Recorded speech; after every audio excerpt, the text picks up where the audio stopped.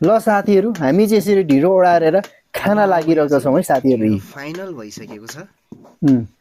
यसरी उहाँ दिदीले पकाउनु भएको छ, अघि आमाले पकाउनु भएको थियो। अब चाहिँ यो ढिँडो यसरी तयार हुँदैछ। लास्टै मजा भएको थियो। गाउँघरमा चाहिँ अर्ग्यानिक खानेकुरा चाहिँ यही हो, टक्क आगोमा पकाएर खाने। त्यहाँ सिस्नु पनि पाकिसकेको अवस्था छ, अलि उता छ।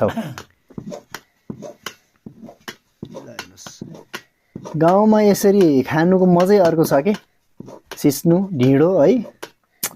रोल्पामा साह्रै बबाल भयो यसपालि। मन पर्ने ढिँडो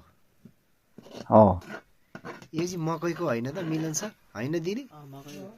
मकैको, यो चाहिँ मकैको ढिँडो हो।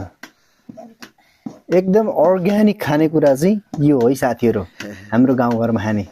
आगोमा टक्क होइन पकाएर, वाउ, ककले पानी झार्ने मुखबाट झारिहाल्नु है, हामी चाहिँ खान्छौँ अब एकछिन। सही हो। ल हेरेर मात्रै चित्त बुझाउनु तपाईँहरूले चाहिँ, हामी चाहिँ ढिँडोको पारखी हो, त्यही भएर ढिँडो अत्यन्तै मनपर्छ। यो भिडियो पनि मैले नै बनाएको है साथीहरू।